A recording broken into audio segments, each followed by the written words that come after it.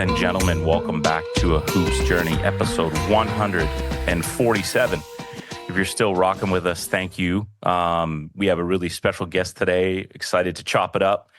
Him and I have been going back and forth, forth and forth, like my girl Aaliyah would say, R.I.P. But as I said to him offline, good things come to those who wait.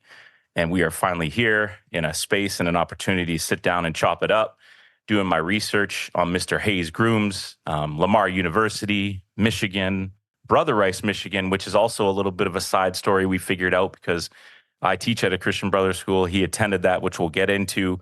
The list goes on. The resume is fantastic. The amount of people this gentleman has had the opportunity to work with in his sports and professional life is amazing. I didn't really know how to summarize up a guy who's worked with people like Mike Vick, Magic Johnson, Luol Deng, Tobias Harris. Like, honestly, the list goes on and on. But I did read an article about him today, which I thought was super dope. And he sounds to me like he really appreciates the art of storytelling, which is ironic because we were on a podcast, which is all storytelling, but also took me back to my favorite group, Outcasts, The Art of Storytelling, which is an absolute banger. We have none other than Mr. Hayes Grooms with us today. How are you, sir? I am very well. What an intro. I don't know where to start, man. The Aaliyah Detroit plug, shout out. No, it's a pleasure to be here. And then, I think to your point, man, going back and forth, there's a great quote, a great lyric that says, better late than never, but never late is better. So it's a pleasure. Right on time. Awesome. Love it. Are you a Detroit Lions fan? I am indeed. Okay, so y'all just... I can't say that I have always been, okay. But it's always important to root for the home team, but the Lions have certainly made it hard over the years.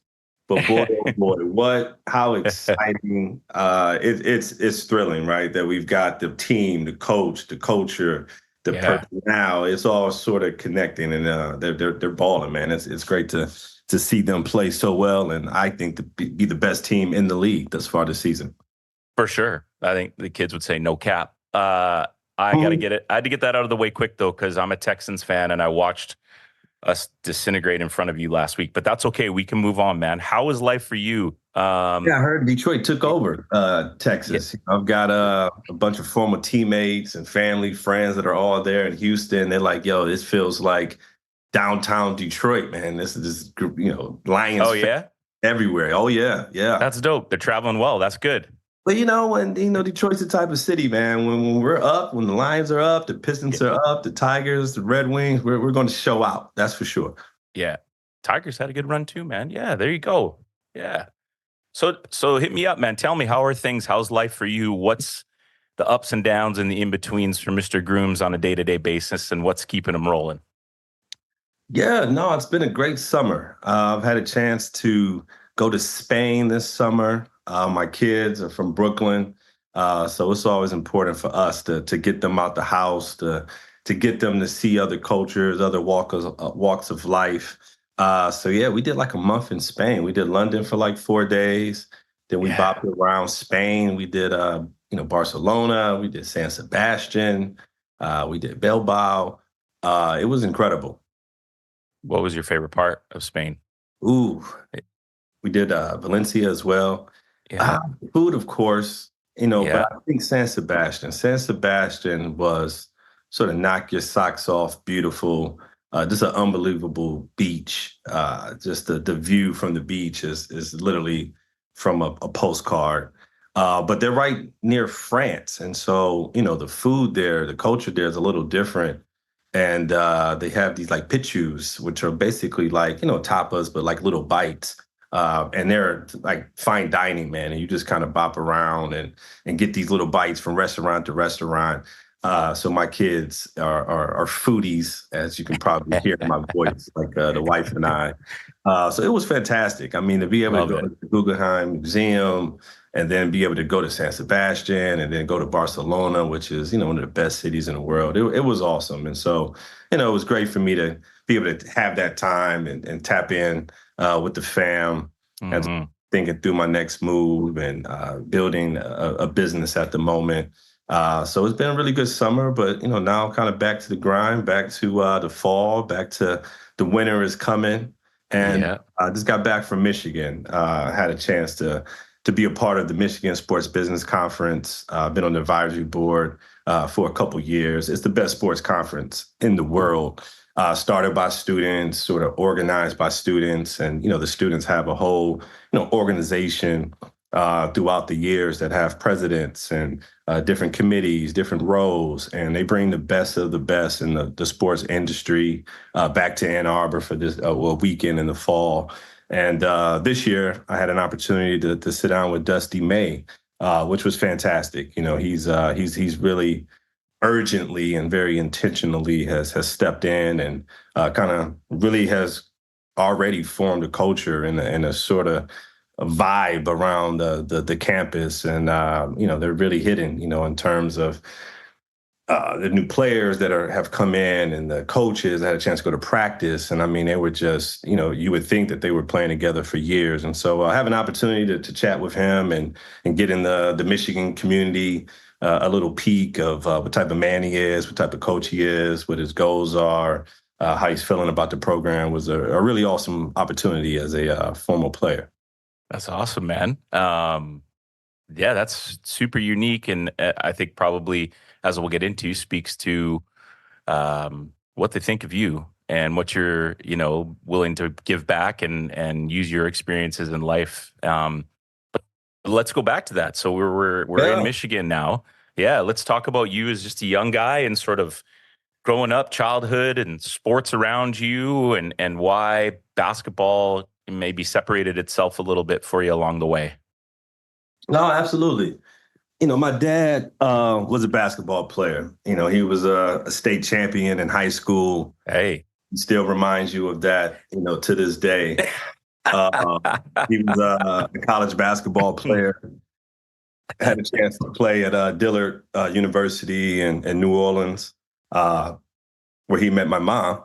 And, obviously that went pretty well. And along came myself and my sister.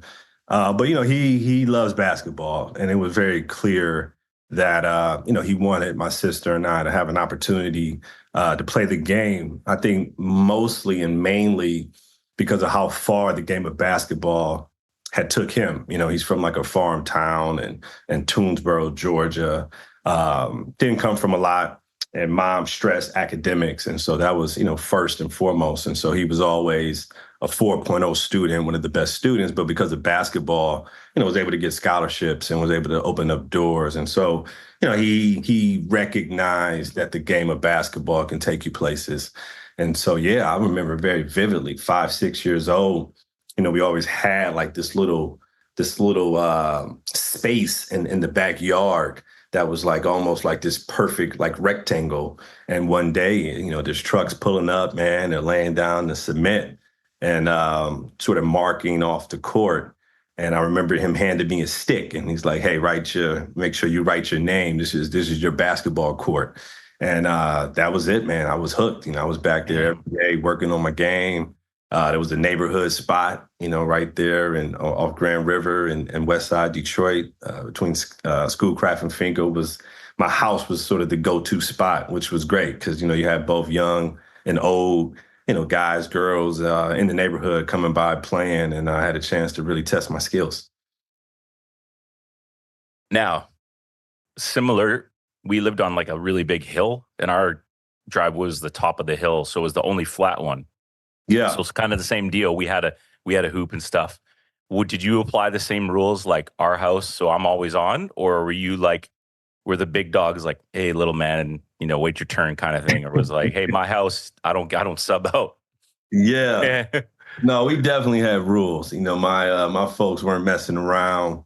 And, Detroit is not the type of city, you want to have freedom and free range to access to court. But it was always very respectful. I think, I was super young and, hanging around a lot of the older crowds, and, I had to do homework and had a curfew and all these things. And so, yeah, when I said I needed to go, or when I said I needed to shut it down, the folks in the neighborhood sort of understood, although I would fight like hell, going back in that house, and I would stay out there all night, all morning, and most of the times I did. I think that was part of my father's vision was like, let me Hmm. create space that's gated, but that's visible to the street. We lived on a corner house, and a place to where my son, I know where he is and what he's doing at all times.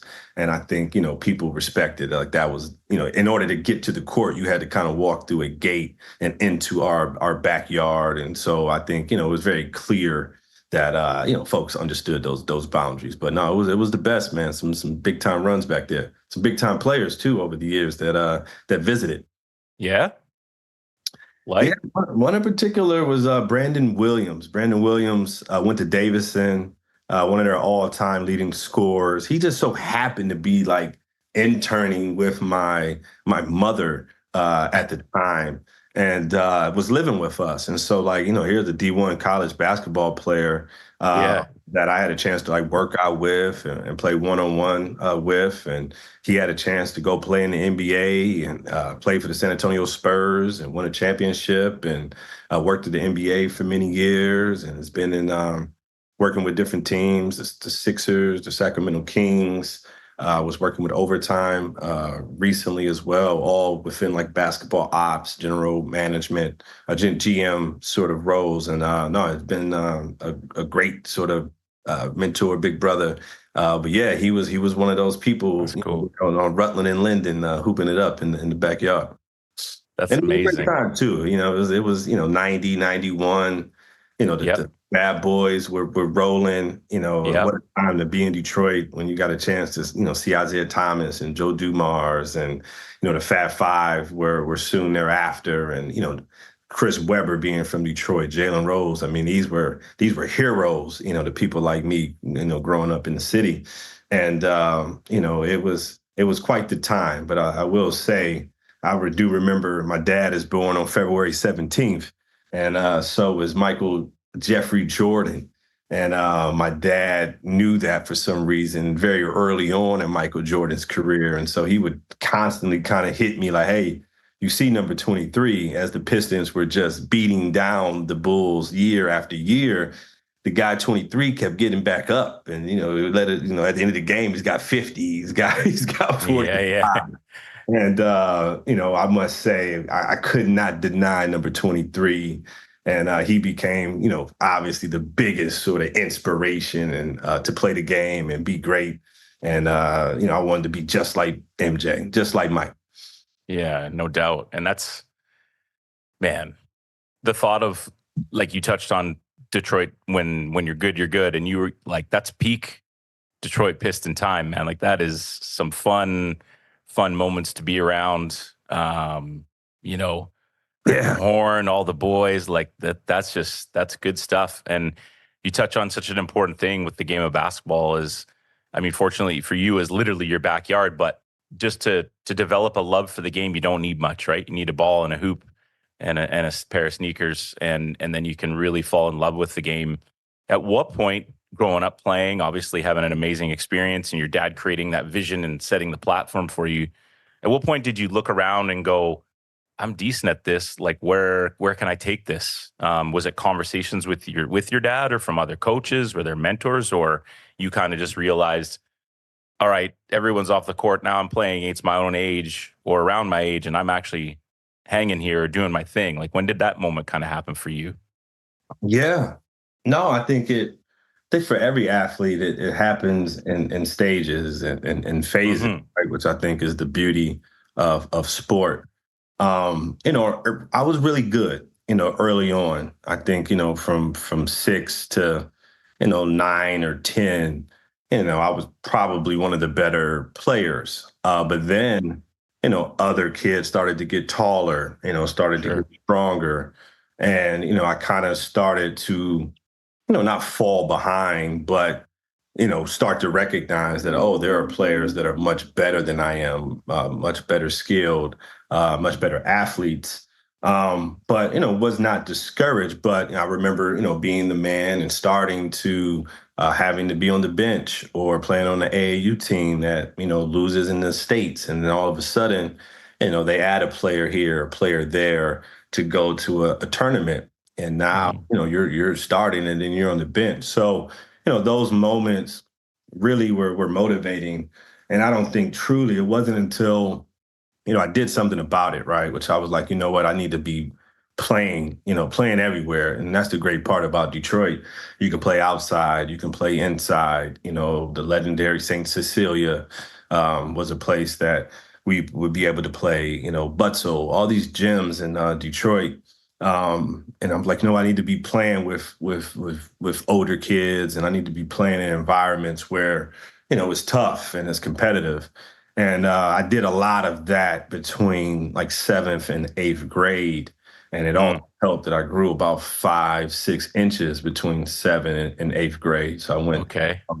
about 5'4" to now about 5'10", 5'11". And then in eighth grade, I think it was like, okay, I can do this. Like I can play in high school. I should be able to play right away. I should be able to contribute. And if I can do that, for, 3, 4 years, I should have an opportunity to play in college. And so I think eighth grade, it was like, okay, I'm going to do this. I'm going to be a great high school player, and I will for sure play Division I basketball. Nice. And then at that age, how big is the AAU scene? Like outside of high school hoops, what are you involved in? Is it camps? Do you play with a community club? Is there someone pulling you in saying, come play with us? How are you continuing to develop those skills outside of just individually, like with others? Yeah, I mean, it was. Because you're not that old. You're still, yeah. You so. Well, the interesting thing, I think, and it plays out, especially this is the early 2000s, is that the Mhm. rankings and the prep spotlight was a huge sort of magazine that kind Yeah. of started in Michigan and it sort of Okay. then into Ohio, and then was like covering the Midwest. And then you had, sort of it was early stages, right? Like when I was playing, you had a bunch of teams that were sponsored by Nike, and then those teams started to consolidate a bit. Players started to play at other places, but a lot of the guys that were part of that Nike sort of teams will all sort of play with the family. Mhm. But I think the rankings and all of that started to come out was the first time you kind of had a true sense of who your competition was, where they went to school, how tall they were. This was before YouTube and like highlight tapes, although, you had the VHS and things like that. So it was a lot of buzz. I think, it was a lot of buzz around who's the best, where they're from.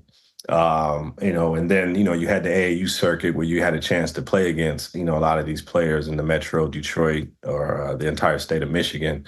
So it was a big thing, AAU ball back in that day, and all the best players. It was competitive then because I think it was a little bit more parity because you just had a lot more teams across Detroit. Flint, had a bunch of really good, AAU basketball teams. One in which I ended up playing for my freshman, sophomore year in high school with a couple great players and Calvin Tolbert and Matt Trannon, who both went to Michigan State, Chris McLavish.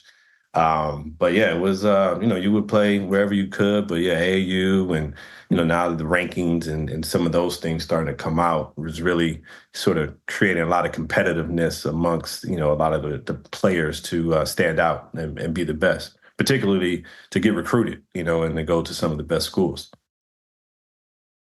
Give us like take a second here and just give the listeners some insight in terms of, and well, selfishly me, but we've had 30-ish American guests on the show, or mostly Canadian guests. I'm from Vancouver, but talk about just what it's like to play ball. I mean, you're touching on that, but just who are some of the people that you're bumping into along the way, and like coaches in the gym. I mean, to when you think of like the state of Michigan and what that's like. Was it something you were aware of? Or do you just grow up in that scenario? Because for us, we're behind the states, like clubs really starting to step up here. That AAU scene has really developed in the last 5, 6 years, but it's taken us a long time to get to that.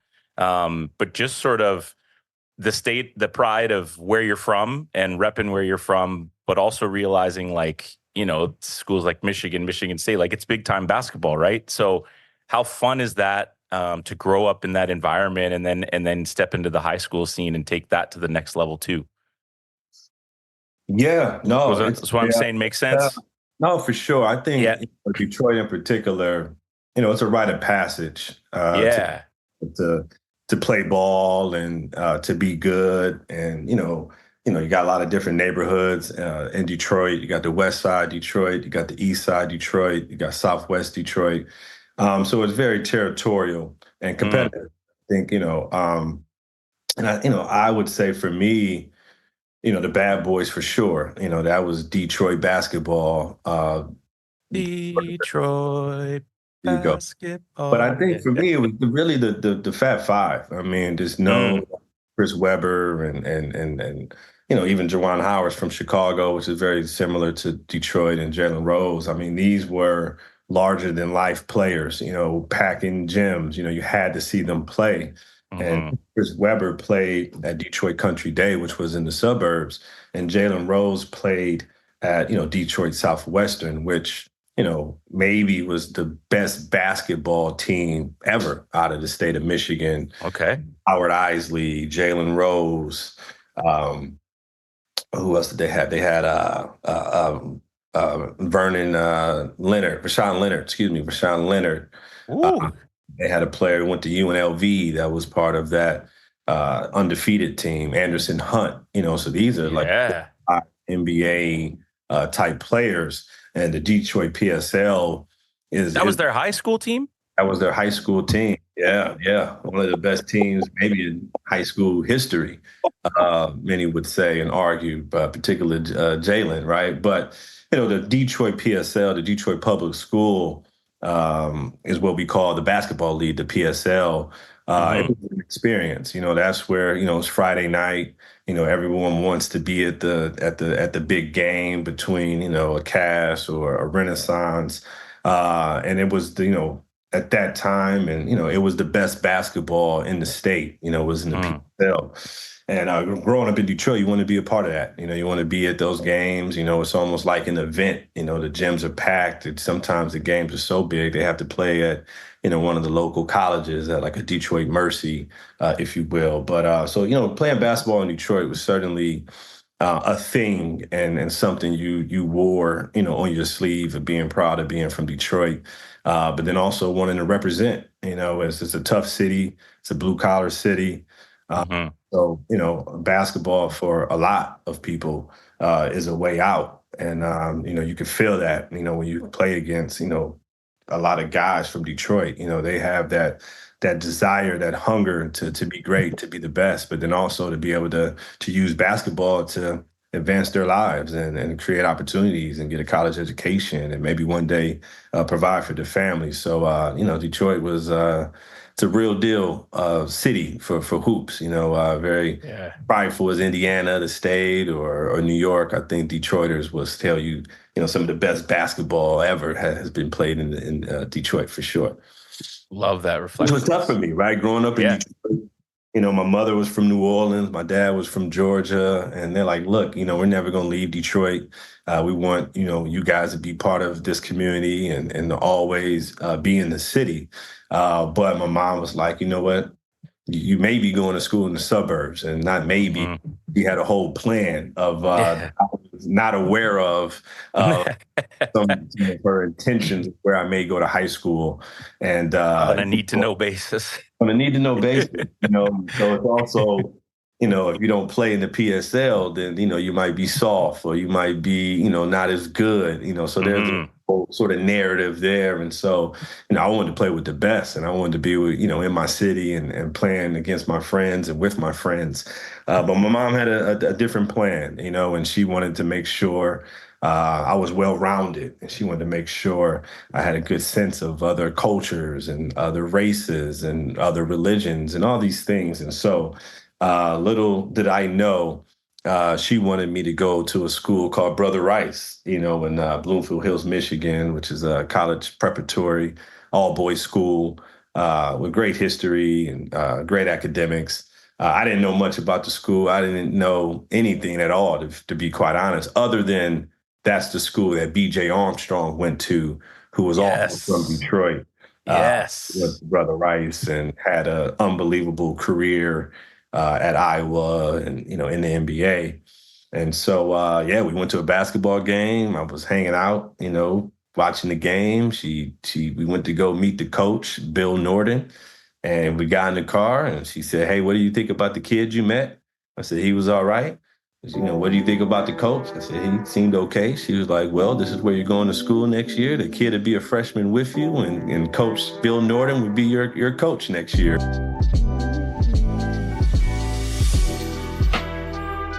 If you're a basketball player out there in the Lower Mainland or BC in general, and you're looking for somewhere to play, we have a proud sponsor, and that is PGC Hoops. You can find them at pgchoops.ca.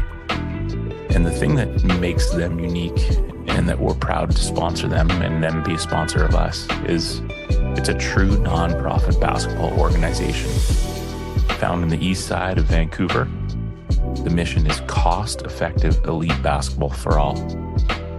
Find the website, take a look, register your kids, register yourself, look for the programs. And if you have any questions, reach out to me and we can contact you with the right people.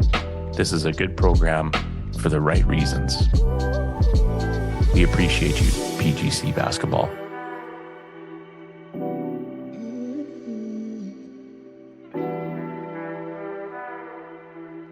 And so that I love it. I was way you're cruising along. You're answering all my questions without me asking. It's great. I've had the opportunity to go to that school a couple times. And correct me if I'm wrong. Is there a lot of is that where a lot of the higher ups in Ford kind of live? Bloomfield Hills? Is that correct? I don't know. Anyways, I just remember getting there, and you kind of cross a line, and all of a sudden, the trees are a little nicer, and the grass is cut, and you're like, something's changed here, so like what you're saying, and that's an interesting reflection in terms of that, how you grew up, and then going there. So being a teenager and trying not to be too mad at mom, but also understanding she cares about me. It's coming from a place of love, but I kind of just want to go to school with the homies and, cause trouble a little bit or whatever it is. Right. So that lots going on there for you. And I guess it sounds to me like it was, okay. Sounds good. I'll be at Bloomfield Hills, Brother Rice in September. Mom. Great. Does that sound correct? Well, it was Was there a little fight? There was a few pain points. I think Sure. I can see one, being a good basketball player and being in a position where schools wanted me to come there and play ball. She didn't want me to go to any school and be sort of listed as like a basketball player, versus a student. Got you. And academics are key.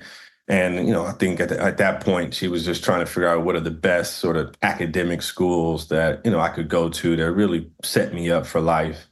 But yeah, it was painful for sure. I thought I would go to Cass or Detroit to Porus, and Detroit is a very Black city. And so Black and being from there, like I said, you have a sense of pride and you want to be able to put on for the city and represent. But when you drive 45 minutes outside the city to a different place, it's a bit uncomfortable initially.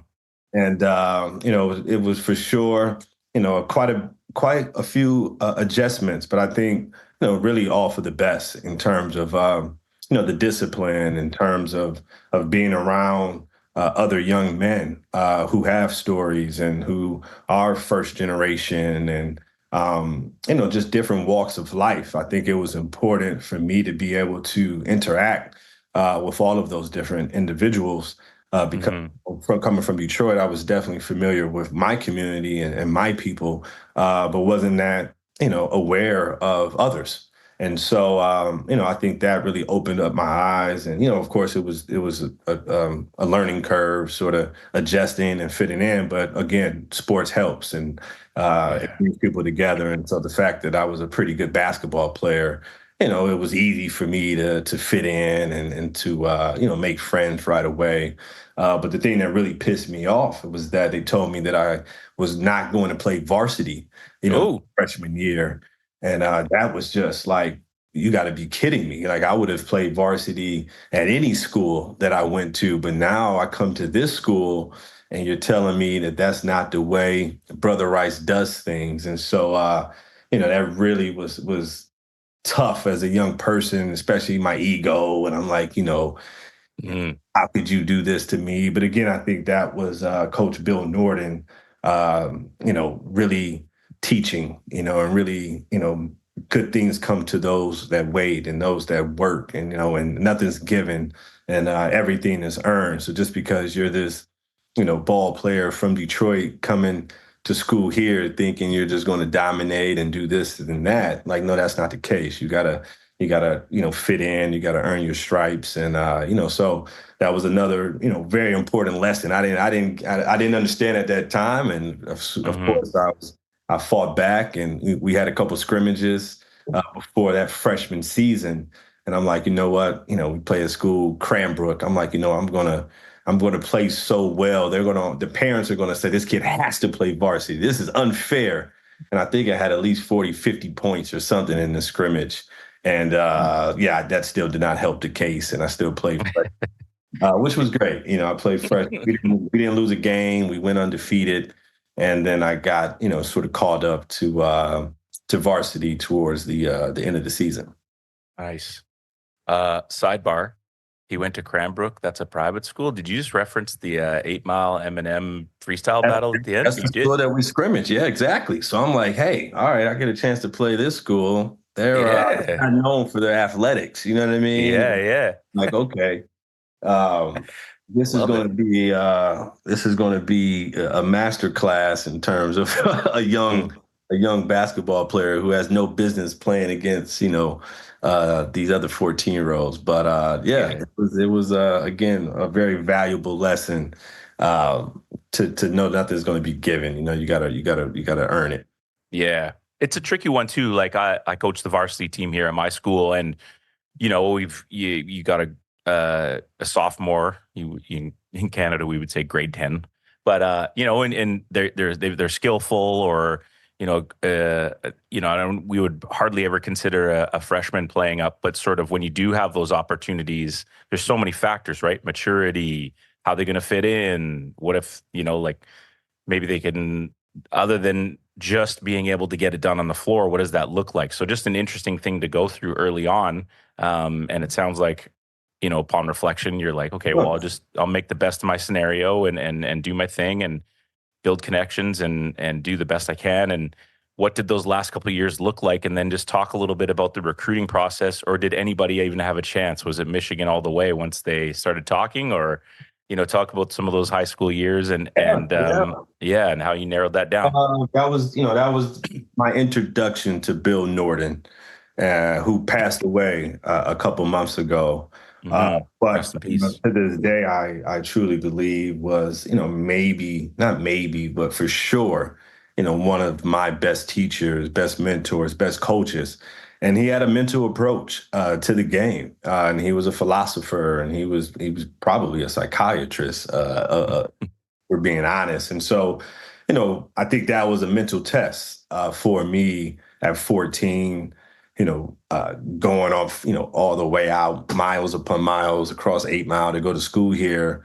And I'm on the freshman team who practices at 6 a.m., and so all of these things were very much mental sort of tests that he was sort of preparing me for, what was to come.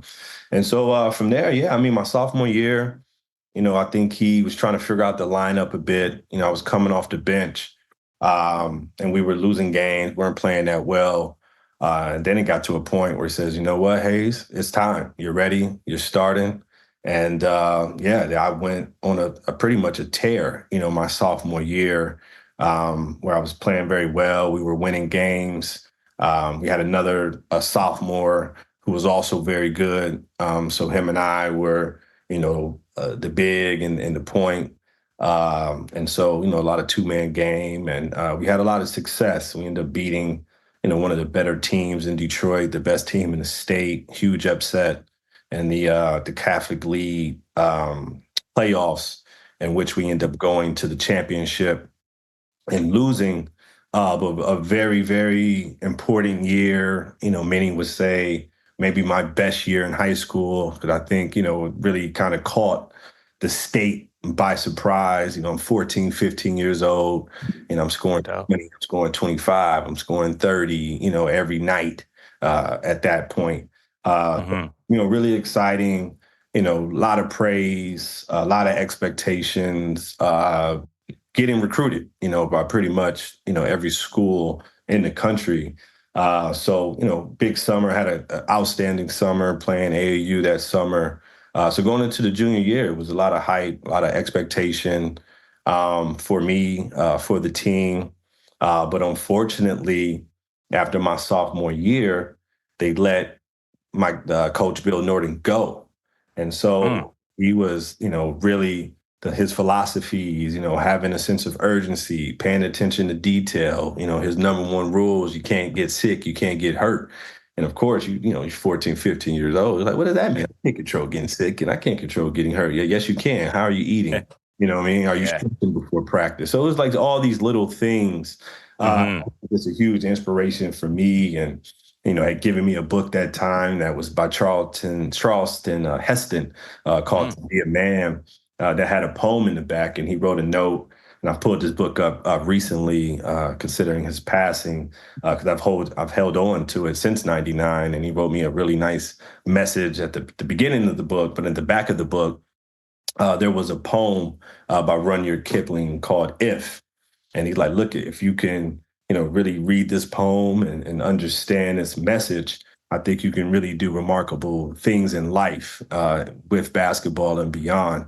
And that Mm. poem to this day has really been, sort of my manifesto to this day. And so losing him as a coach unexpectedly and as a teacher, and he just sort of like not there anymore was a huge blow.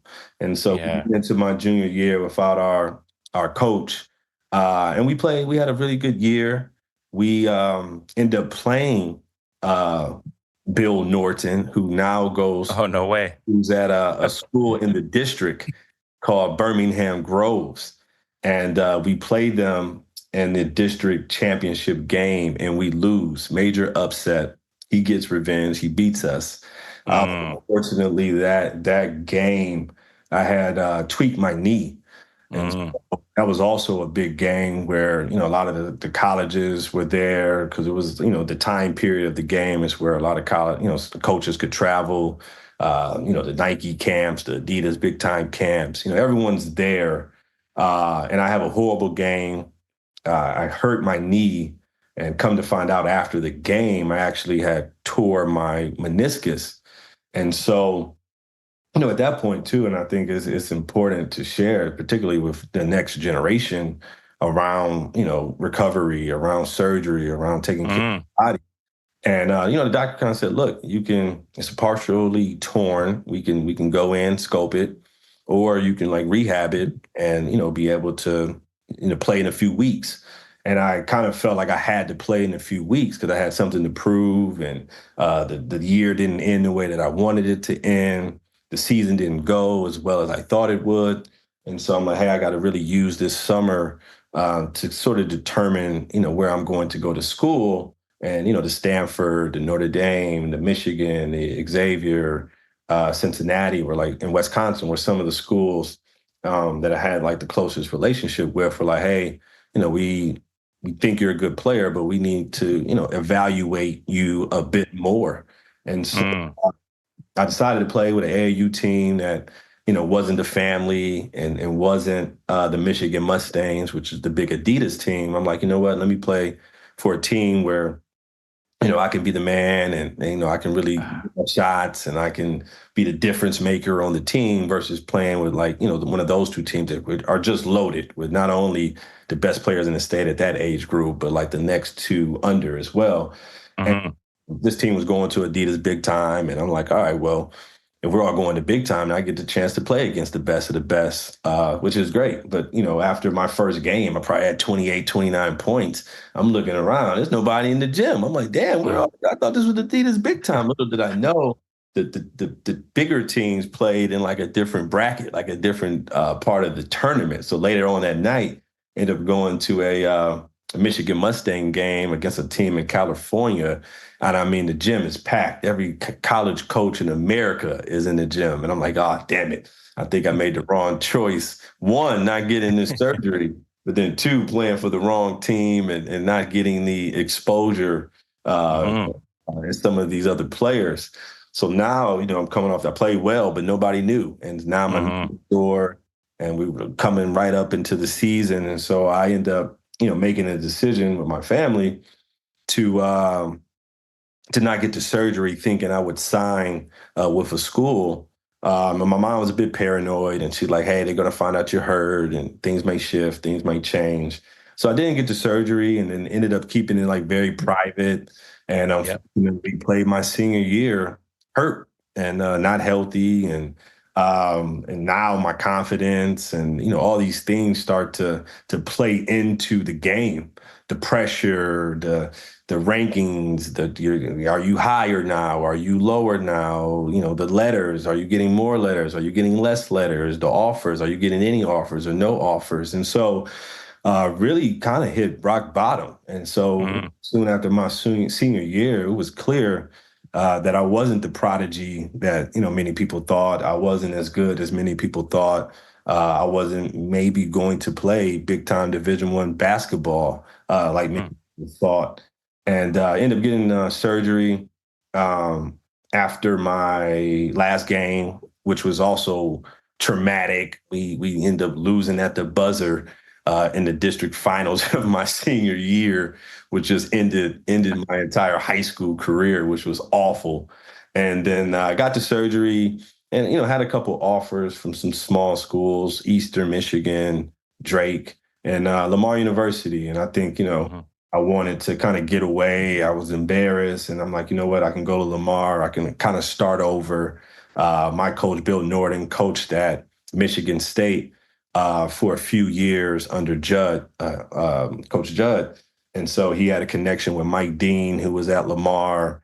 And my teammate, my freshman year, who was a senior, was starting at Lamar, and they had just played Duke in the tournament the year before. So I'm like, you know what? Maybe this is a chance I can kind of get away, rebuild, and have a good career there. Maybe transfer, or who knows what. I think that's Mm-hmm.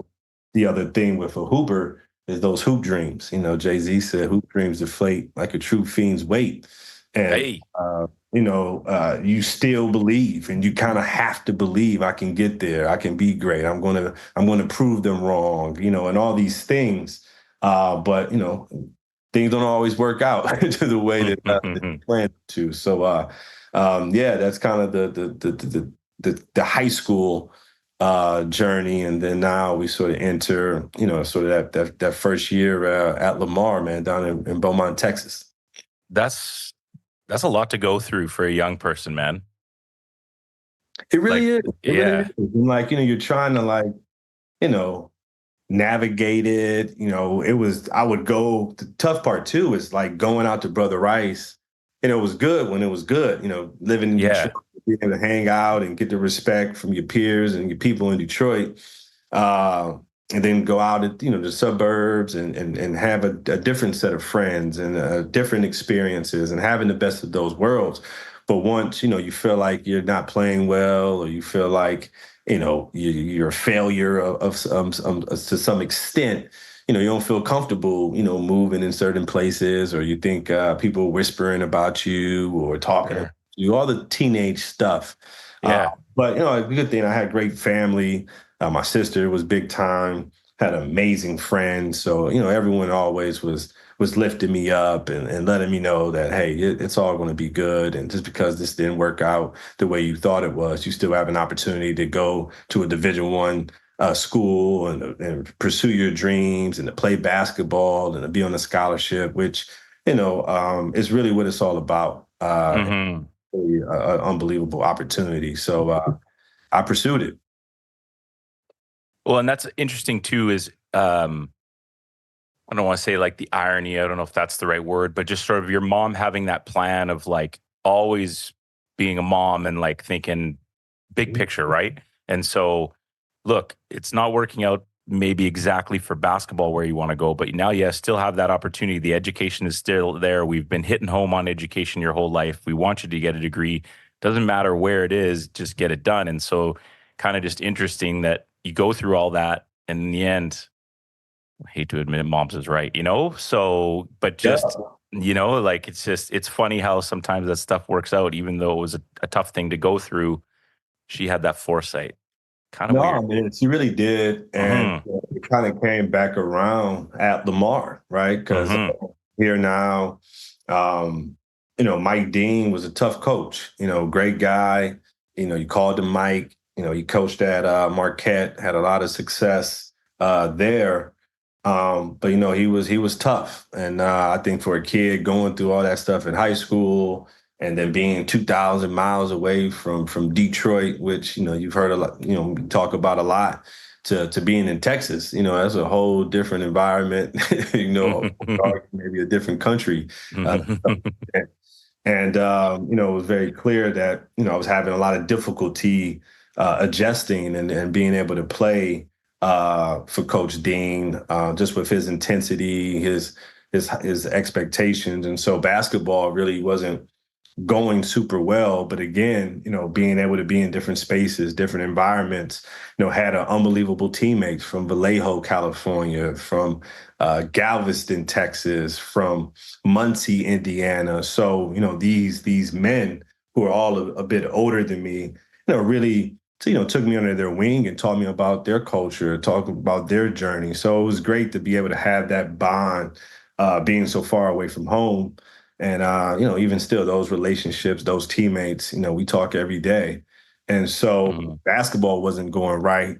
It's like, okay, well, damn, what's happening academically? Because it's becoming very clear that basketball may be over soon, whether that be in a year, 2 years, 3 years, 5 years, right? And so, uh, was studying accounting mainly because my father was a CPA and accountant. So of course, being a Right. hoop dream, hey, if I don't make it to the league, I'll just take over the family business. Little did I know, accounting was like, man, it was boring, meticulous, and like just staring at these numbers all day. I'm like, yo, I'm struggling. This is not for me. And so of course I hit my dad. I'm like, look, man, this ain't working. And he's like, I never told you to study accounting. I never said you needed to take over the family business, but you better damn figure something out. We're going to pivot and, try to pursue something else. And I had no idea what I wanted to pursue. All I wanted to do was play ball. And so I switched to business management. And then my freshman, sophomore year, accounting, junior year, business management. And then the back half of my junior year, I switched to marketing. So, here's like three different, career paths, three different degrees. I'm lost as you can ever imagine. Yeah. So Mike Dean ends up getting let go, and they bring in Billy Tubbs, who was a legend and, coached at Oklahoma and, running shoot basketball with Mookie Blaylock and Stacey King and all these legends, Wayman Tinsdale. And so you heard a lot about him. He coached at Lamar for many years when Lamar was, one of the top programs in the South. But, he had to win right away. And a couple of those older guys had graduated. He brought in all of these different transfers and junior college players. So the culture environment was just very off and very different. And but I'm coming into a new year, new coach. I'm starting now, and I think maybe the second game of the season, I break my foot and have to get a pin put in my foot and red shirt. I'm out for the year. So now it's like, really rock bottom, deep depression. Who am I? What's going to happen? What am I going to do? All these questions, because now basketball is over. Like, you're not good. You don't have any stats. You weren't able to show up in big moments and all these things. And I think there's also very important to have like a level of accountability and a level of like honesty with yourself as an athlete, right? Is very important. And so, it was the first time I had to like really have those conversations with myself, you know what I mean? In terms of what I could have done differently, or man, I probably should have been in the gym working out harder or putting in more reps between my sophomore and junior year. I thought I had it made. I was the number one point guard in the state. I was going in, all these things. You gotta hold yourself accountable. And that was the first time I had so much time on my hands that I was like, yo, I really have to sort of figure out this next step. And I think that is when in the summer before, my sister kind of she knew basketball was ending soon, and she's like, "Look, come out to New York. You can stay with me in Jersey City.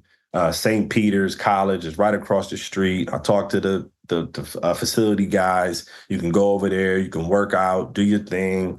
I got a contact at Rucker Park, so you can play. I got you set up where you could play at Rucker Park." And this was all before my junior year, before I got hurt, that summer before.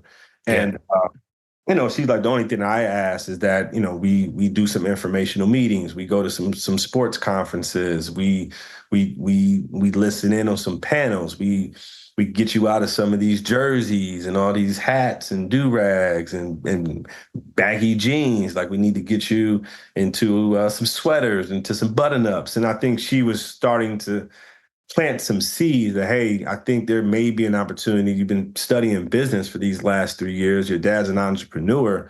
Maybe there's a way for you to fuse and champion, business with your love for basketball and your love for sport. And, I did all those things, and LeBron James' draft party was in New York, and my sister snuck us in. And I remember looking around and seeing Jay-Z and LeBron and, all these people like, yo, maybe this is where I want to be. I want to be in these rooms. I want to be in these spaces. And so now I've got like a little bit more motivation that I don't really tap into because I'm back at school. I'm back changing my major. I'm back trying to play and contribute. But when I break my foot, all of the things that were happening that summer started to come back to me. And I'm like, you know what?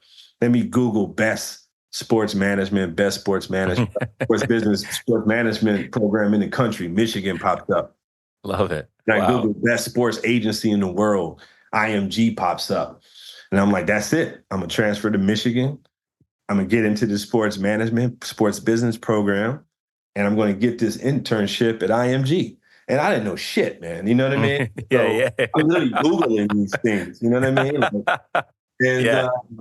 And ironically, one of the people I saw at a conference, and I fell asleep, and my sister wakes me up. And every time I go to a panel, I got to go introduce myself afterwards. And so I did all that, and I got his card.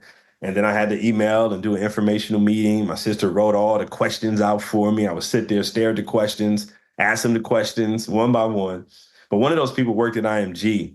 And when I applied and realized, like, oh, wow, this is like one of the most coveted internships in the world.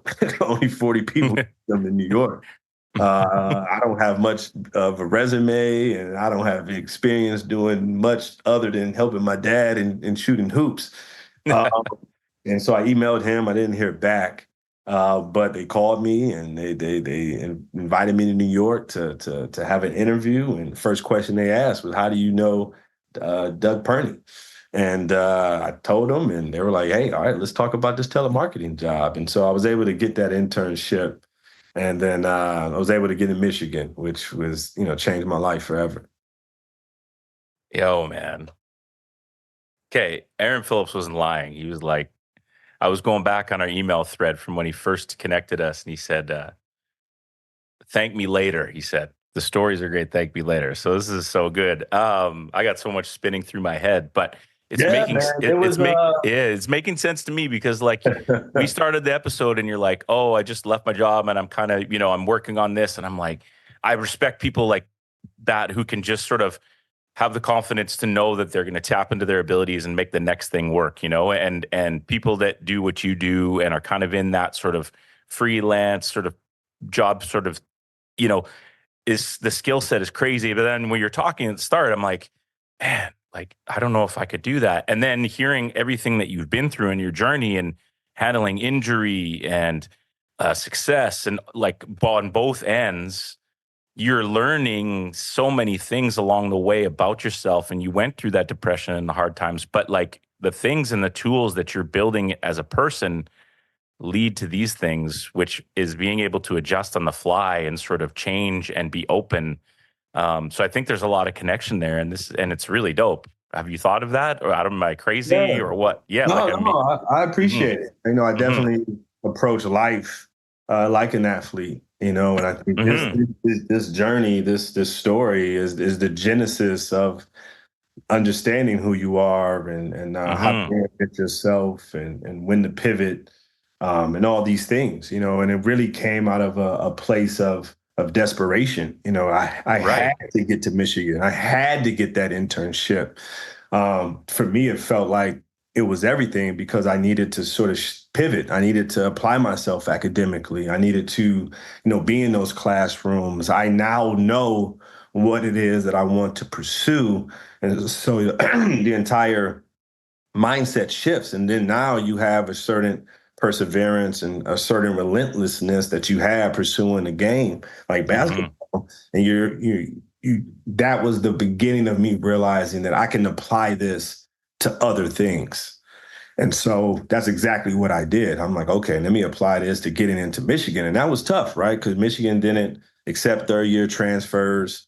You know, yeah, I was I was okay. I got decent grades in high school. Lamar is not, the most known school, throughout the country, yeah, sports or academics.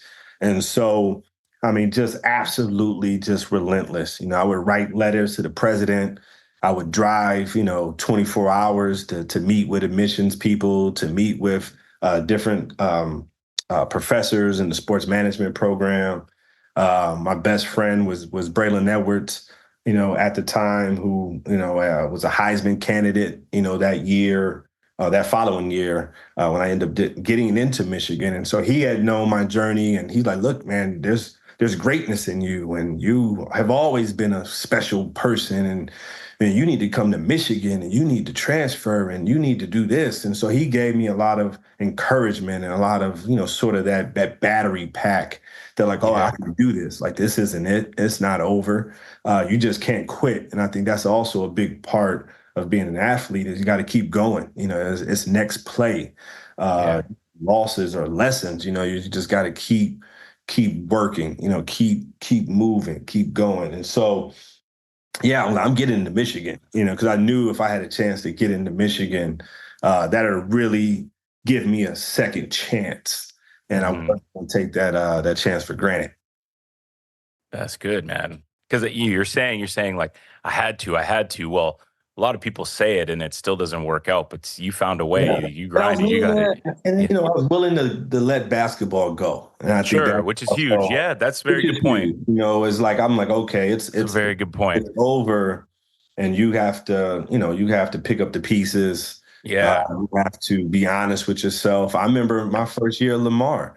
We played Michigan State, at Breslin in East Lansing. And Tom Izzo recruited me in high school. And I remember hmm looking in the game. He said, "Hey, I'm just, I didn't know what happened to you." You know what I hmm mean? And he's like, "It's on now." I think they call like he called a trap zone or something, and I call a timeout because I can't even get the ball in the right spot to call the right play. Coach is screaming at me. I'm like, damn, I don't know if I got, what it takes, you know what I mean, to be hmm able to play in these environments. And you're looking around, there's thousands of people, screaming. And I was nervous as hell. I'm like, man, maybe this ain't it. You know what I mean? Yeah. Kind of go back to all of those moments in time. And, for me, it was like, okay, it's time to transition. It's time to pivot. And, lucky for me, I did all the things to, really put forth a great proposal in Michigan, giving me an opportunity to transfer there. And then, once I got there, and of course, too, the internship was huge, right? Because the Yeah. person sort of leading the sports management program, she was calling me out. She was like, "Look, you've been, just kind of coasting, taking it easy, probably relying on basketball way too much. I'm not quite sure you got what it takes to make it here. And this is a very prominent, university, and academics are tough.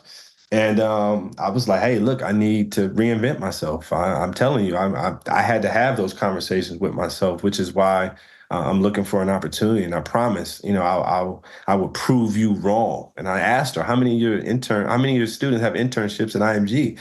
And she said, just one. I said, well, I have one. She said, how did you get that? I'm like, I'm telling you, I'm a different person. I've changed. And getting there, and assistant coach Charles Ramsey, was very connected in Detroit.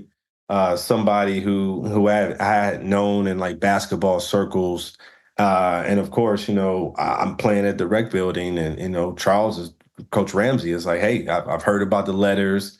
I heard you meeting with Ted Spencer, who was like head of admissions, and crying in his office about your journey, your story. You got your boy in my office every week. This man up for a Heisman. And all he's doing is talking about you, man. My boy is here. He's gonna be on campus. He should play your team. He would be a starter, man. Y'all need him. He's never reached his full potential, man. He's healthy now. He's motivated now. Really gassing me up, man. And Coach Ramsey was like, man, we can you still play? What happened to you? Yeah. You tell me. And so he gave me a chance, and Tommy Amaker, who was just a phenomenal coach and person, and was really, I actually was thinking about not playing. I walked away from scholarship. I had made a lot of promises, a lot of sacrifices. And I also mentally was trying to shift, my mindset of like, hey, you're no longer a basketball player. You're something more than, and you have to figure out what exactly that is, and you have to be committed to that. And so, but I knew I could sit out a year, and I would play the next year. And so I sat out, that 1 year back when, you had to sit out, seasons when you transfer, which is a little different in today's game. A little different, yeah. Then I played that last year at Michigan, which was like a dream come true. Some games, I wouldn't play at all. Some games I played like the last couple minutes. Some games I would play pretty significant minutes.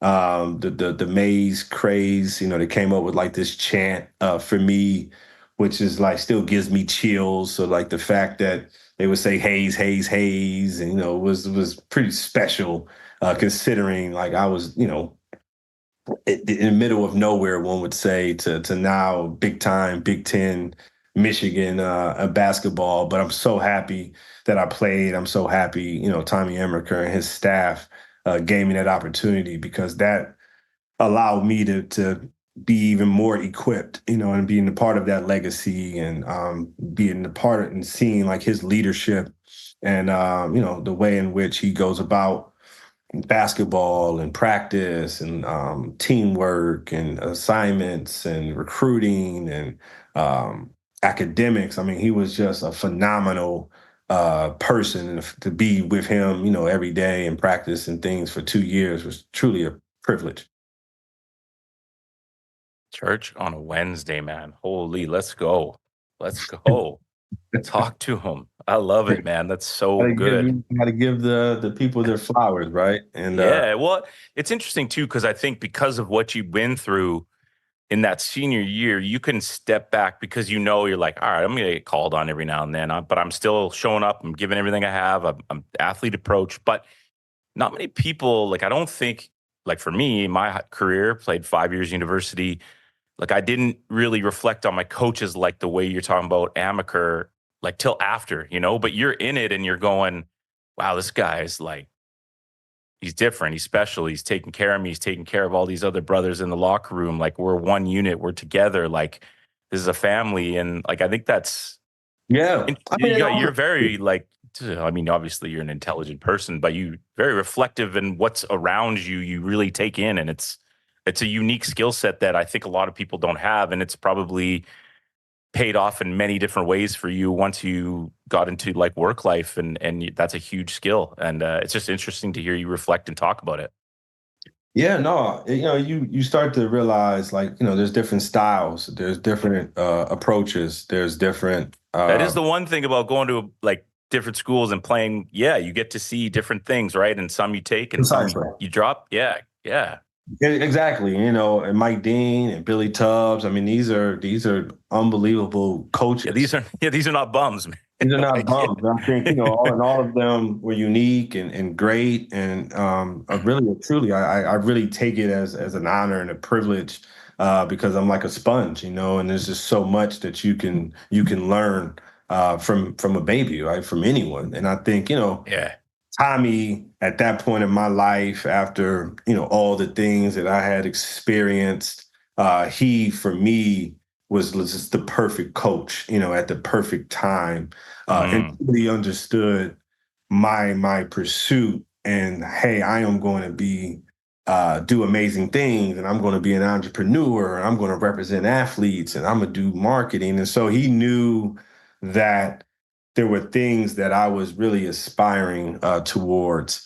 And he was very encouraging of that and would always sort of coach me and let me know and continuing to let me know how basketball and preparation and all these things that we're doing here daily is going to be the stuff that you're going to take with you as an entrepreneur, as a husband, as a father, as a leader, as a businessman. And so for that, I truly, appreciate him for. so good. Now, obviously being super aware of time and stuff, I do want to touch on like just post bets, your journey. I mean, this could be a 3 hour episode, man. But I just post basketball, post career, Michigan wraps up and the next phase of your life takes off. Just Yeah, yeah. how do you I can kind of how do you kind of summarize or ask talk you. about where you're at and what you've been through? I mean, there's obviously a huge like business perspective. There's a marketing perspective. There's there's so many angles and like I touched on earlier, people like Aaron Phillips and some of these that have got into it, just from writing to directing to front of the camera, behind the camera, like all over the place, right? And it's so cool the way that you've been able to carve out your career to this point, and it's still going. But let's just chop it up a little bit about that before we find out what kind of chips you like.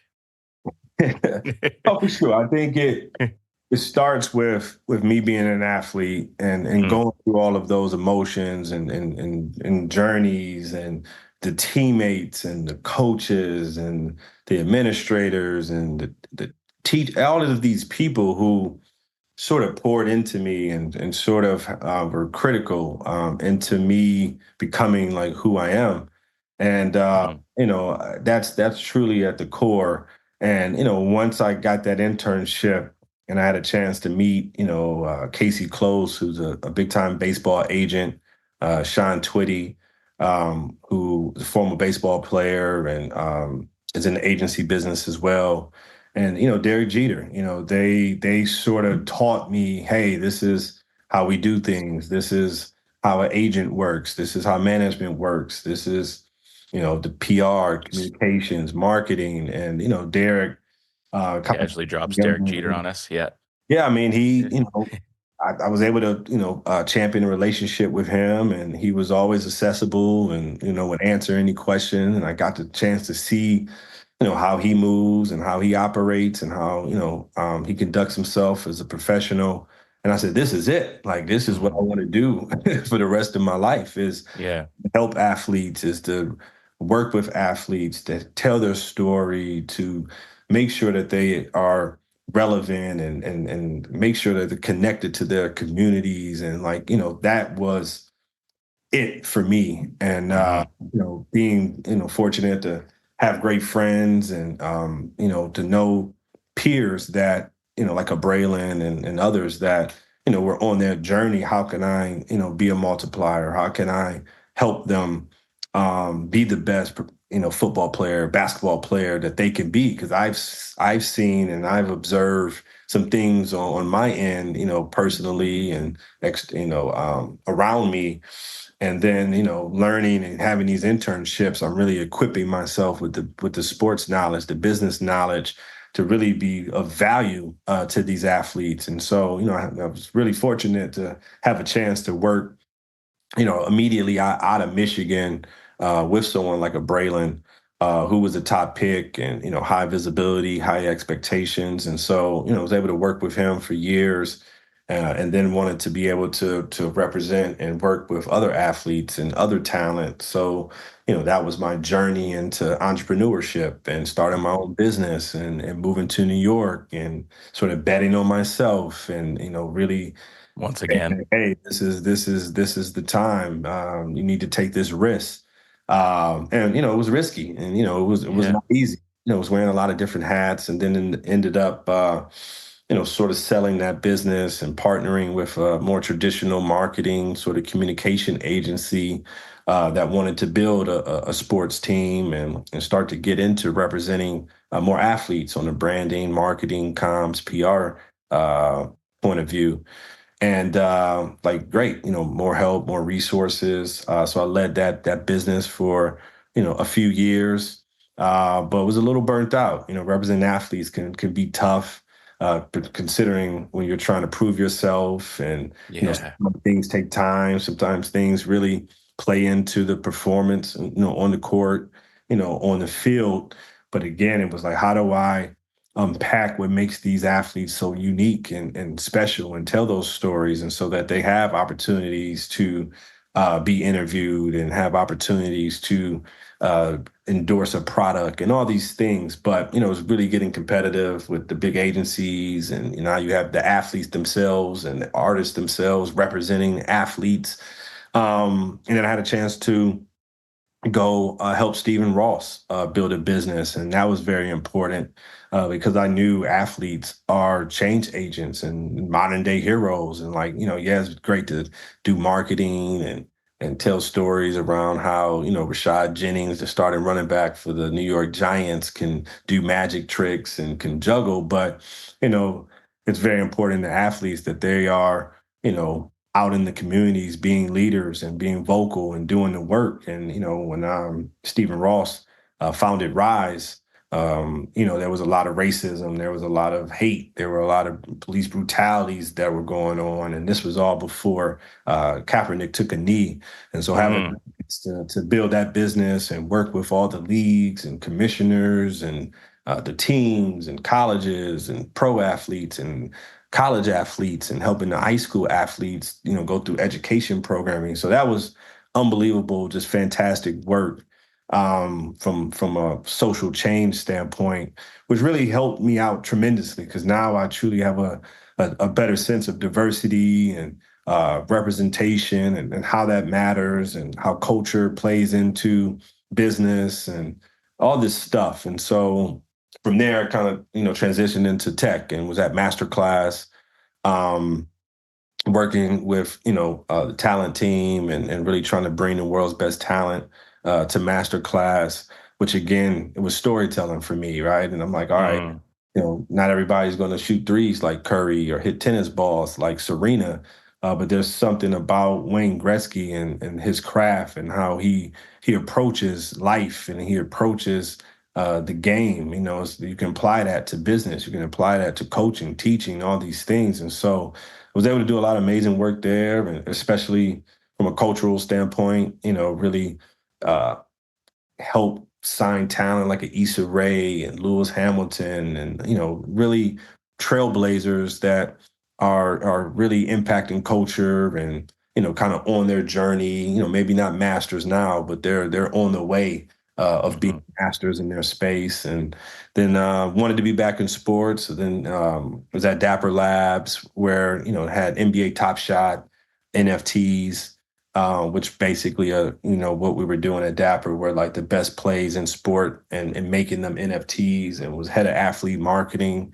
So that was, fascinating and just an unbelievable uh, ride, crypto and NFTs and being on the brand side and being able, again, to tell these stories around these plays and, working with a Magic Johnson and saying, all right, look, we're going to highlight Magic Johnson's best plays of his career. We're going to talk to Magic about his favorite players in the game today and who does he feel, emulates him the most. And then, hey, if you own these Magic Johnson moments, you have a chance to hang out with him, have dinner with him. So just the best of times in terms of someone who wanted to work in sports their whole life, their whole career. to be able to work with the best athletes and, all those different sports and tell their stories and highlight the best plays of their career was outstanding. But of course, the market and NFTs and all that stuff sort of shifted. Yeah, and then, kind of pivoted to Peloton, which was awesome, and had a chance to do a lot of amazing things there with the instructors. And, Peloton started to get more into sport, where I could, kind of tap into that expertise of mine and working with the NBA, working with a bunch of NBA players who are huge Peloton fans, like a Josh Hart who would come in the studio and do something with us with Alex Toussaint, and then the next day play 50 minutes and have a triple double, so it's a really awesome sort of, connectivity to really kind of help, pair the Peloton instructors with athletes and really help, enter them in different spaces to help the business grow. So, my time there was outstanding. Whatever you're doing right now, listening at work, rolling in your whip, going for a walk, whatever it is, hang on for a sec. You like jerseys? You like stance socks? You like throwback? You like shoes? You like anything related to basketball? Hit up ATOB Ball. And if you're not able to be there in store at Langley Event Center, check them out on the web. And I guarantee you'll find something you like. Give us a mention and you'll never know. Shout out to our boy Jeff. ATOB Ball for life.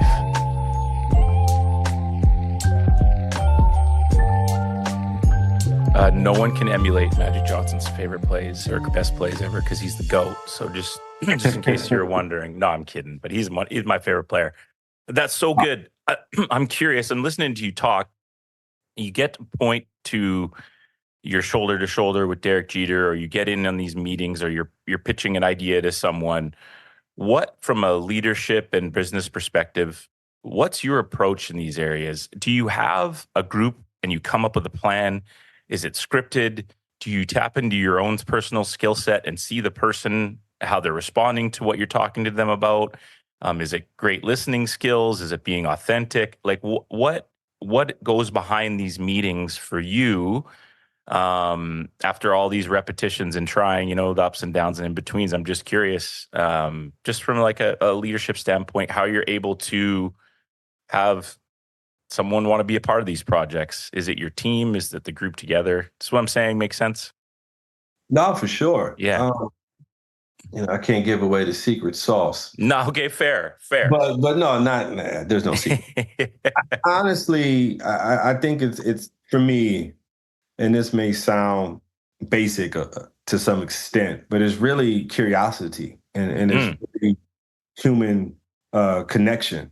I am a fan of these individuals. Like, I know how hard it is, or how hard it was to be here, to be who they are, to perform the way they do, to sacrifice the way they do, the pressure, I'm fascinated with these individuals, and I want to study them. I want to learn from them. I want to understand what motivates them. I want to understand what makes them tick. I want to ask them about their legacy. I'm really intrigued and with, particularly athletes, and talent. But, athletes in particular, I'm a fan. So for me, it's that curiosity and the ability to connect and the ability to communicate and an ability to ideate, right? If you have a true sense of someone, or you have an appreciation for who they are or their story, you're able to tap in a very authentic way where people feel seen, people feel heard. They feel like, oh, this is not smoke and mirrors. This guy isn't just trying to like get a deal, or he's just not trying to use my NIL for his advantage, or he's not trying to get over on me. He sounds like he gets me, or he's listening, or he's put in some work or some diligence. He's prepared. He knew I was activating, in Las Vegas, or he knew I wanted to do a football camp, like whatever it might be. I think it's really having a certain level of like curiosity and authenticity and genuinely wanting to meet them, wanting to talk to them, wanting to be helpful. And I think that's really my approach in these rooms and have an opportunity to engage and connect with these amazing individuals. Man, it's good. You helped me a little bit with podcasting too there with that answer, man. Thank you. That's good stuff. Now, I'm You here know, to I'm here to give the game back, man. I think that's very mhm, important to me, and you know why I want to do things like this. And it's important to give the game back and to inspire the next generation and share what you did that went well, and share where you landed on your face, and mhm, help people avoid the potholes, and really be able to give perspective. I think that's key. The more that's also for me, as you hear, I'm navigating and I'm trying to figure it all out. That perspective of being able to to get that from someone and hear their story or hear how they handled a situation is all super duper handy when you need it. Most of the times you don't know when you need it, so it's why yeah, you always need to be constantly trying to grow and constantly trying to evolve. And I want to do my part to give a little bit of the keys and a little bit of the game back. I love it. I think too, it's like obviously being a podcast host, like I'm a super extrovert. I love talking and it drives my wife crazy. But like one of the huge things is letting people just talk and hearing them out and the people that you're sitting in the rooms with is even more because like you said, there's so many people coming at them. They have so many people that they could open the door to. So how do you kind of separate yourself and then be able to build that connection so you can give the best story possible? And so much of that just comes from the relationship and like you said, listening, not, oh, I know that you were with this company when you're 16 or whatever, and all the stats that you can just read. It's the pure conversation, I think, where the power comes from that, if that makes sense. It does. I couldn't Yeah. agree more. I couldn't agree more. Yeah. Dope. All right, let's do some fun questions. You ready? All right, let's do it. Okay, man. This has been a great episode. Really appreciate your time. So good. So good. Let's do it then. What's the greatest bag of chips out there? If you're feeling munchy, you're gonna you're gonna watch the Lions on Sunday, and you Oh, got some that's snacks. that's an easy one. Oh, it is okay. What do we The got? best chip in all of the land. I think it's the best chips ever, or better made chips. Better made? Better made. They are made in Michigan. Oh, here we go. Here we go. I know it Yeah, sounds yeah, biased. It sounds biased with the Detroit talk. I mean, you yeah. started it, man. You said Aaliyah. Shout out to Aaliyah off rip. But the better made barbecue potato chip is undefeated. It is, and look, this is coming from a guy who lives in Brooklyn. I mentioned traveling a little bit with the fam. I've been to a place or two, had a hmm lot of chips. No bag of chips is better than Better Made Special since 1930. So this isn't a new thing. Better Made has been around for Let me quite see that. some time. That's it. Wow, I've never seen these in my life. They must not have them in Canada. We could change that, man. We got to get you a case. We do. All right. I would Wow, say because number two, Dorito Cool Ranch. yeah, I'm with you on that. Yeah, Man, okay. gotta get the Wow. people what they. I know some people might think I'm biased with the Better Made. They gotta check that out. Yeah, on that. Books or movies? Movies. Is there something recent that's not the Mario movie or something with the kids? Or like, what's an all-time movie? If you're thinking of a quote or a funny scene, give us an idea of your brain and what it goes to when it comes to a good movie. Whew. I mean, I must say it's kind of a kid movie, but I saw it recently, and it is really good. Is Transformers One? Oh, And it's really like the origin story of Optimus Prime and Megatron, and it is really, really good. Maybe the best Transformer movie I've ever seen. wow. Wow. Yeah. All right. Well, It's like Friday's the usually genesis of Megatron and Optimus Prime when they were young. And you think they're like enemies and arch rivals, but they were friends and they just had different philosophies and certain things happened to them that was devastating. And one decided to go one path to handle, what was happening, and the other decided to do it his way. And so, great storytelling, uh, great dynamics with like two characters, like a Batman, Superman, or, two friends, two brothers that, sort of part ways for whatever reason. Really good. okay. Friday is it? That's movie night in the Mitchell house. I think we know what's coming up on tap. My kid will be fired up to watch that. All Can't go right. wrong. Can't go wrong with that one. All right. If only I had a bag of I mean, I got a bunch barbecue. of classics too, right? That are Okay. Like, sport movies or in general. doesn't it's your world. We're just living in it. Come on. Oh Hit man, us. uh that's tough. I love movies, but Goodfellas, uh, Above the Rim is one of my favorite Okay. basketball movies that I feel like doesn't get a lot of love these days. Maybe I'm getting old and maybe I sound washed. Uh, Rudy is still, it gets me every time. Maybe because of my my journey, my pursuit, being basically a preferred walk on at Michigan. Getting a chance to put on the maize and blue. Um, no, I love movies though. I can, I'll take too much time going through movies. Awesome. Okay, that's good.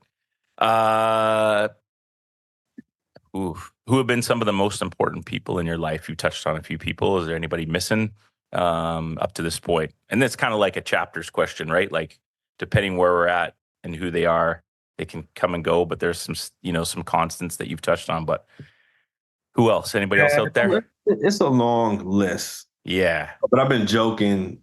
My dad, obviously, my son is named Hayes the fifth, not to continue the generational legacy, but really to name him after my father, because I feel like my father has been that important, that uh, inspiring. Mm, Without him, a lot of this stuff. I mean, he's been there every step of the way of this hoop journey, right? And so yeah. I would say, I always joke, right, to say only people who have taught me more than my dad are Jay-Z and Michael Jordan. But Jay-Z, I love, big fan. I feel like his music, his lyrics, his story, again, I'm constantly seeking, information, knowledge. How did this person do that? How did that person overcome that situation? And so I feel like his lyrics are always you can apply to anything going on in life. You got a favorite album? It's tough, Oh, man. it Tough. is I tough. would say I would say the Blueprint, American Gangster, and A Reasonable Doubt are my favorite. Reasonable Doubt is insane. Blueprint, I go Blueprint. Yeah. All right. Yeah. Yeah. No. So it's amazing that my kids are from Bed-Stuy. It's like a dream come true, consider Right? John Carter I've listened to and been influenced by.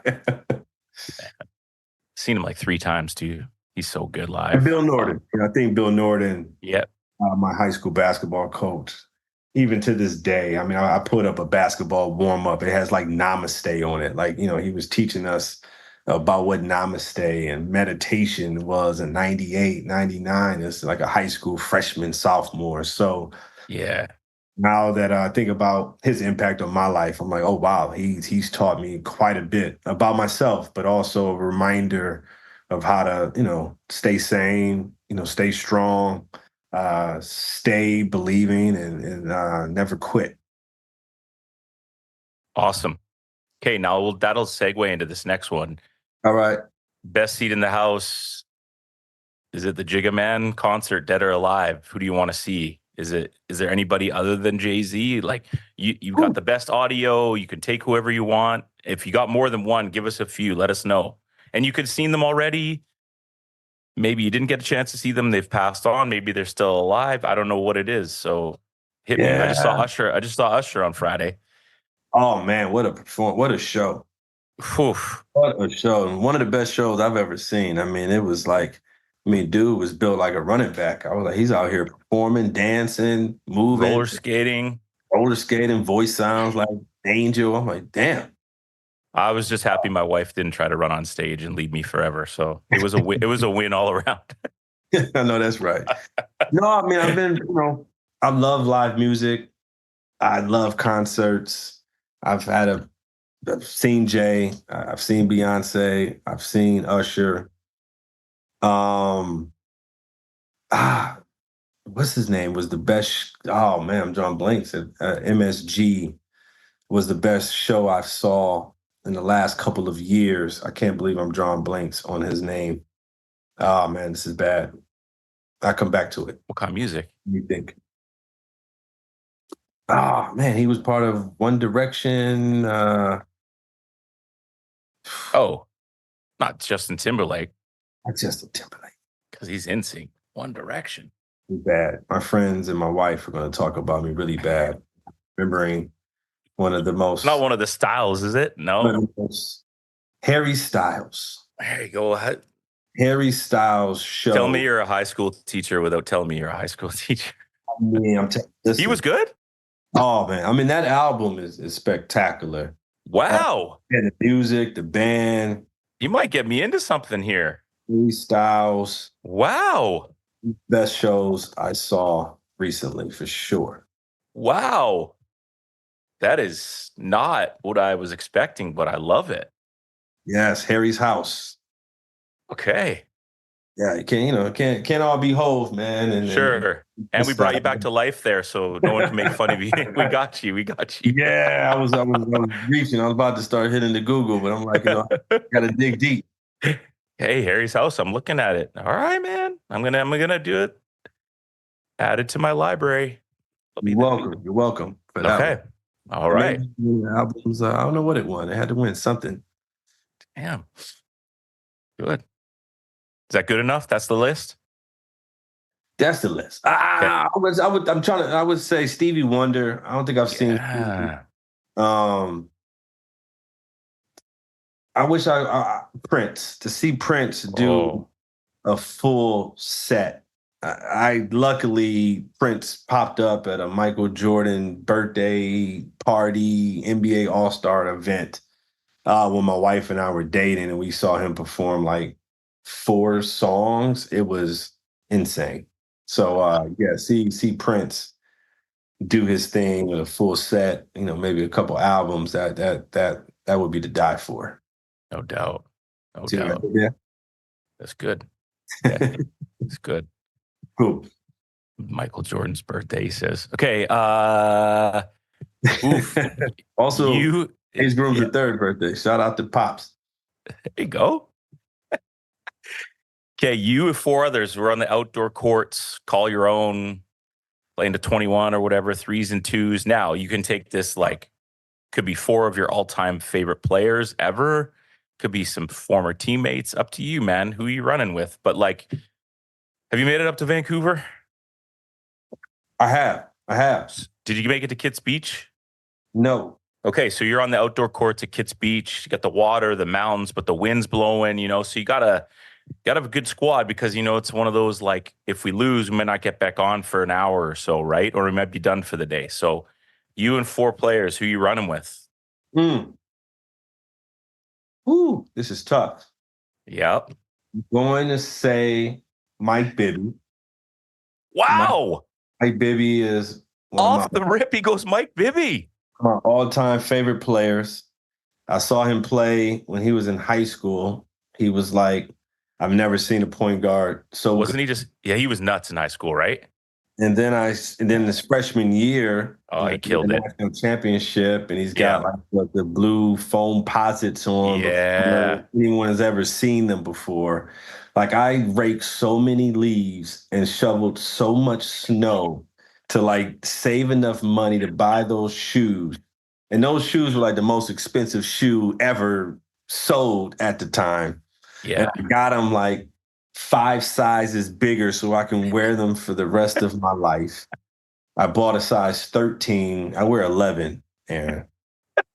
So never quite fit into those, but definitely tried to wear them in practice a few times. And I wore number 10. I wore number 23 my whole career until I got to Michigan. I wore 10. I love it. Love them like. Kyrie Irving. Oh, we got a backcourt.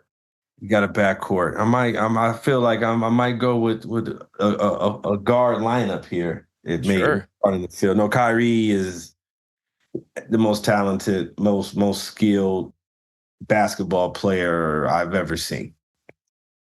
You know how many people I've heard say that? Like so many people are like that guy. Yeah. I'm a big fan. I saw him play Awesome. too, and I was like, this. I've never seen someone this good at this point in life, and I've been championing him, and I've been screaming like he's going to be this and he's going to be that and he's going to be a champion and he's going to beat Steph Curry and he's this and he's that. And so I've talked about Kyrie too much. I've done it here today and I've done it, the last few years, and my friends, they hate me for it, but he's on the spot. Okay. Whew. I gotta go Isaiah Thomas. I gotta go with Zeke. Zeke Fair. actually came to one of our practices at Brother Rice my sophomore year. I was hurt. He did a number on the squad. This was like 2 years after the Achilles injury. Mm-hmm. And he roughed a couple kids up, and he was very competitive. And wait, like he came and played? He played, man. Our coach begged him to play. It's a great story, actually. Begged him to play at the spot. They were like in the steam room. So imagine my elderly, I should say, coach walking up to Isaiah Thomas in a steam room, like, hey, why don't you come to practice? But eventually one day he said yes. And he comes to practice. He straps up those Asics. Yes, sir. Gets a rebound, and he makes a one-hand full court bounce pass. I still to this day, I don't know how he did it. And the ball just having to bounce right up into this kid's hand for a wide open layup. Kid drops the ball. Oh, no. He's going crazy, man. Talking to himself. I'm like, yo, what's happening? You know what I mean? And he comes down the court, scores, and he's primarily posting up, and the guy guarding him, I mean, it's Isaiah Thomas. It's like, he's probably nervous and like, what am I supposed to do here? Can I touch him? You know what I mean? And And Isaiah took the ball, threw it in the kid's face, called him a few names, and the kid's nose was bleeding. And he just started backpedaling and down the court like nothing ever happened. And most importantly, the team lost. And Isaiah was running suicides, man, harder than I've ever seen someone run. And the coach, coach was like, you don't have to run. He's like, we lost. I'm running. And then after practice, man, he's like, look, I'm sorry if I was mean. I'm sorry if y'all think I'm crazy or something. But when I step on this court, I compete. And you need to learn how to compete. Damn. Everything that you do, because that's the only way. And I was like, holy smokes. Wow. Because I was like, all right, I see why him and Michael Jordan don't get along there. Very well, yeah. Cut from the same cloth, like. Wow. I wouldn't put Jordan on the team because everybody probably would or does. Mm-hmm. Where are we at, 3? Well, plus you. Plus me? Yeah, you got one more. Man. I think, I don't know, man. Detroit, Michigan, a legend, a current player. I don't know, but I'm going to go with Kevin Durant. I need a big. You sound like not happy about picking Kevin Durant.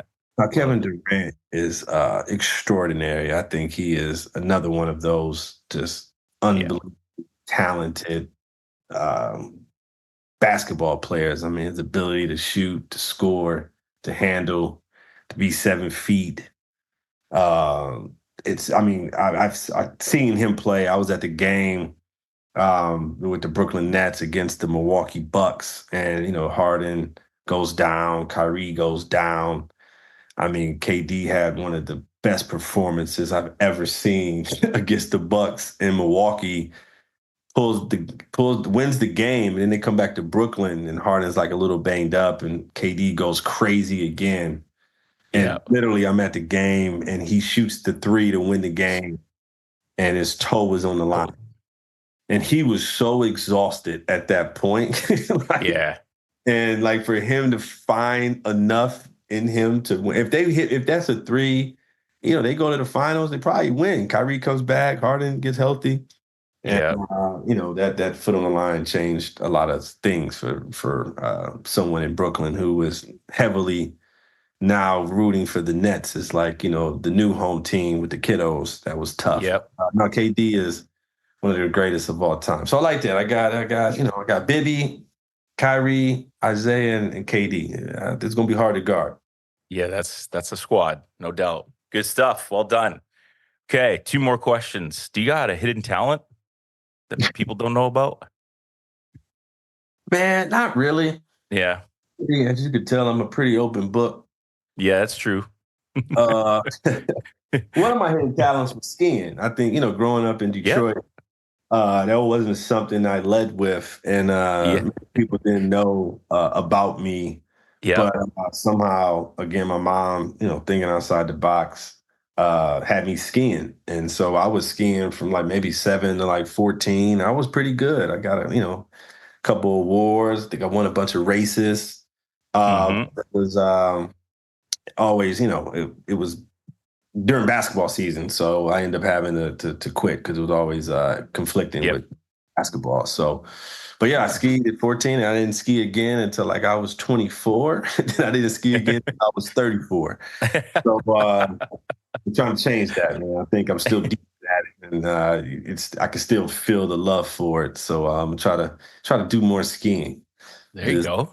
this next few decades. Love it. Yeah, It's hard on the body, but anyways, last time I went, I was like, man, my knees are killing me. yeah, You're trying to push and turn. I'm like, I got to figure out a different style, or maybe it's a wrap for me. I don't know. yeah, yeah. Well, your body will tell you, that's for sure. Okay, greatest cereal of all time. Ooh, man. Well, we have the cereal. It's from Detroit. Nah. Well, are based in Michigan now. General Mills. Um, the greatest cereal of all time, if we're being honest, is Cinnamon Toast Crunch. Cinnamon Toast Crunch. I mean, it's quite delicious. It is. It's And you crispy, drink the milk after? soggy. The milk after is unbelievable. I would say Cinnamon Toast Crunch. I think the number one cereal is Frosted Flakes. I think the best cereal, Cinnamon Toast Crunch. Wow. Well done. Really You thought that out. you disagree? No, I'm not here to argue. Nope, nope. I agree. Okay, I think okay. Cinnamon Toast Crunch is the GOAT. Yeah, I think that provides a lot of. Yeah, no, you're good. That's a solid answer.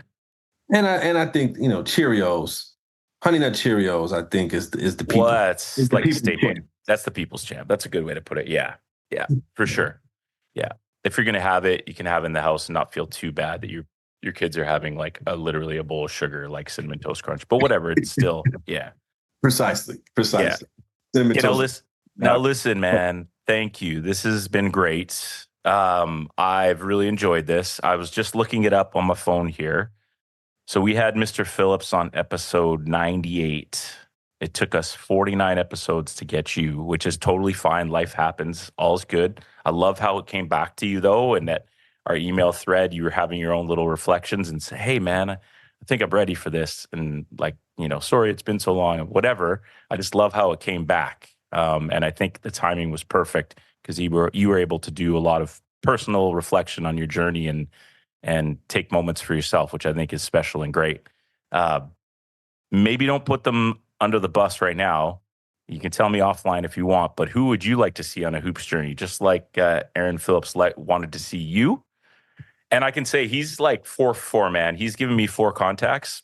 His on base percentage is solid in terms of guests. So, um, and if you're not ready to say that yet, but you kind of know the deal on the show, and us being able to connect for a little bit here makes me confident that you'll, if someone's out there, that you would pass on someone good. No, for sure. I think the two people that come top of mind is Damani Hendricks, who was one of my teammates at Lamar University. He has an unbelievable just journey from high school, winning state championship, playing with CC Sabathia, Ooh. to going to Gonzaga, to going to JUCO, to going to Lamar, Wow.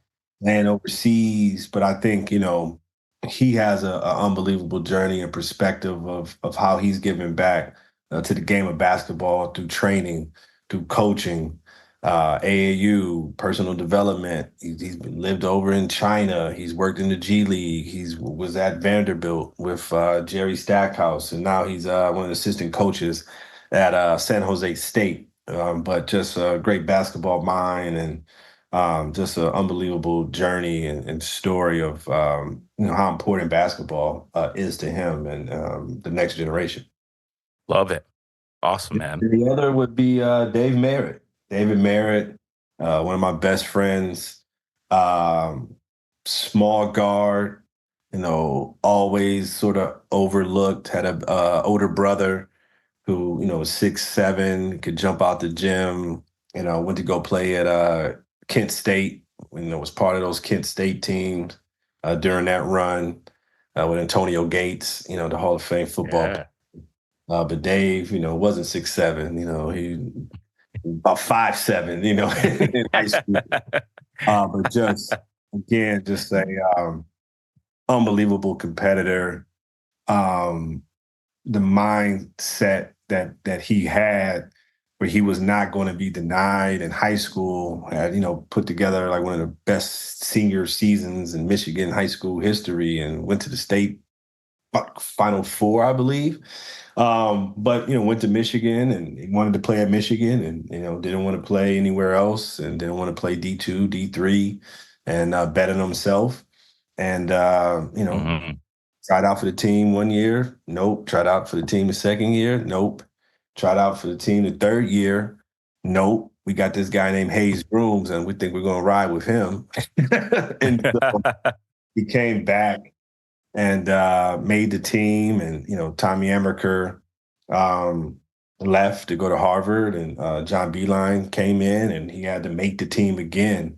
But I don't know the story, but long story short, not only did he make that team, he was the captain and part of the team that Damn. the NCAA tournament for the first time in 10, 15 years. So just a unbelievable story and commitment. And now he's doing just phenomenal work in the city of Detroit with Give Merit, and is currently building a special facility called Merritt Park in Detroit. So Wow. those two top of mind, but yeah, many others that I could think of. Awesome. Share offline. Love it, man. Yeah. Okay, good. Dope. Listen, thanks again. I'm a firm believer with sports in general. You've referenced it many, taking an athlete's perspective, but if you're good to the game, like basketball, the game will be good back to you. And lots of takeaways here, like perseverance, just so many things that are swirling through my mind. I have a hard time concentrating after I get off these episodes because I learned so much too. And I really appreciate your time. Continued success to you, your family. Keep building, keep working. I know you will. Last thoughts or ideas before we let you go?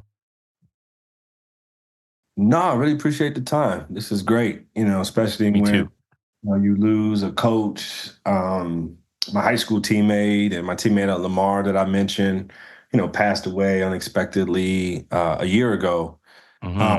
you have a chance to, go back to Michigan and see old faces and meet new faces like Coach, Dusty May, and get to talk hoops and, you get to talk philosophy and all these things. It's full circle, and it's great to be able to share the story and the journey in one conversation. A lot of people come up to me like, "Yo, man, heard this crazy story about how you got into Michigan, or man, how did you end up at Lamar?" That's when my wife, when we went to Beaumont, she's like, "Yes, I still can't believe you went to school here." So it's nice to be able to really unpack, and I hope that all the hoopers out there and coaches, have a chance to tap in, listen to it. Hopefully there's some takeaway. There's something there in my story that can give light and inspire or help shift or change direction if things are not going the way you expected or you wanted, or you need to get your shit together, right? So hopefully all I shared is something that could be beneficial to someone today or tomorrow, man. Love it.